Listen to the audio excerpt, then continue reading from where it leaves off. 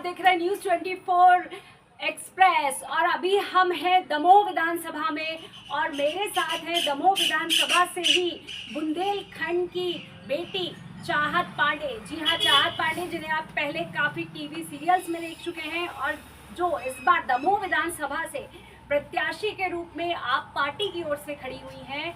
चलिए बात करते हैं चाहत पांडे से और जानते हैं क्या है उनकी तैयारी आगामी चुनाव को लेकर। स्वागत है चाहत जी आपका न्यूज़ 24 एक्सप्रेस में। चाहत जी, कहा तो आपकी ग्लैमर भरी दुनिया, टीवी इंडस्ट्री और आपका ये राजनीति का सफ़र, कैसे आप वहाँ से यहाँ आई और क्या अंतर और क्या किस तरीके से आप इस नए अनुभव को ले रही हैं? दोनों ही बहुत अलग चीज़ें हैं। इंडस्ट्री का एक अलग एक्सपीरियंस था और यहाँ का मुझे एक अलग एक्सपीरियंस मिल रहा है।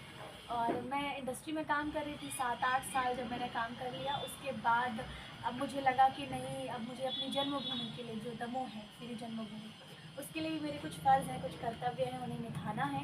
और हमेशा से ही मुझे लोगों की सेवा करना, मदद करना बहुत अच्छा लगता था। तो मैं सोचती थी कि अगर कुछ बदलना है, विकास लाना है, तो उसके लिए एक अथॉरिटी वाला पद मिलना ज़रूरी है और इसीलिए मैं राजनीति में। आप राजनीति में आ तो गई हैं, लेकिन आप काफ़ी सालों से जैसे दमोह से दूर हैं क्योंकि आप टीवी इंडस्ट्री में थी, तो ज़मीनी धरातल पर जो हकीकत है आप उससे पूरी तरह वाकिफ़ हैं। अभी आप जनसंपर्क कर रही हैं, आपको क्या उम्मीदें हैं कि क्या जनता आपको अपना मत देगी और किस भरोसे के साथ आप, किन वादों के साथ आप जनता के सामने वोट लेने जा रही हैं? देखिए, योजनाएं तो मेरी बहुत सारी हैं और मैं बस यही कहती हूँ कि मुझे एक मौका दीजिए।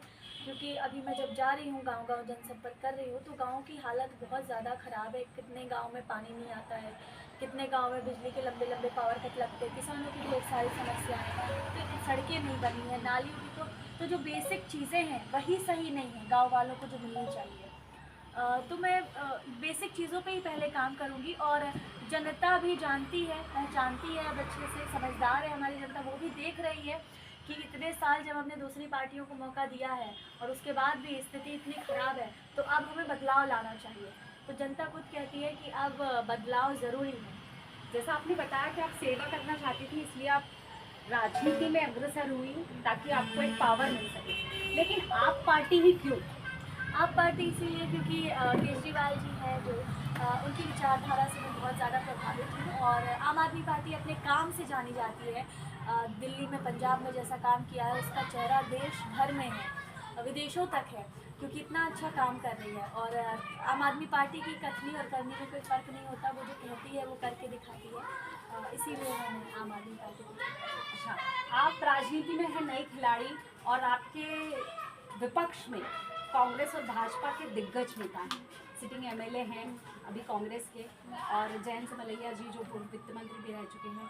तो क्या चुनौतियां हैं सामने और कितनी बड़ी उपलब्धि आप मानती हैं अगर आप जीत जाती हैं, और इस चीज़ को आप किस तरीके से देखती हैं? देखिए, अब जब मैं जंग में उतर गई हूँ, मैदान में जब मैं खड़ी हूँ, तो मैं ये नहीं देखती अब कि मेरे सामने कौन खड़ा है, कितना उनको एक्सपीरियंस है और कितने वो शक्तिशाली है, उनके पास कितना पैसा है, कितना रुतबा है।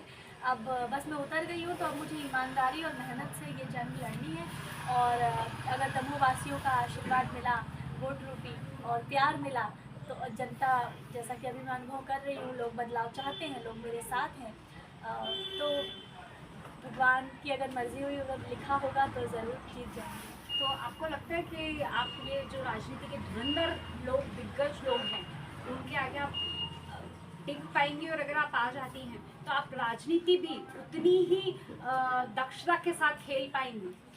बिल्कुल, अगर मुझे मौका मिलता है, अगर मैं जीत जाती हूँ, तो मैं अपना 100% दूँगी, पूरी मेहनत और पूरी ईमानदारी से काम करूँगी, जैसे कि हमारे जो आम आदमी के कार्यकर्ता और हमारे आम आदमी के नेता करते हैं, बड़े-बड़े, जो इतने अच्छे से सब चीज़ें हैंडल कर रहे हैं।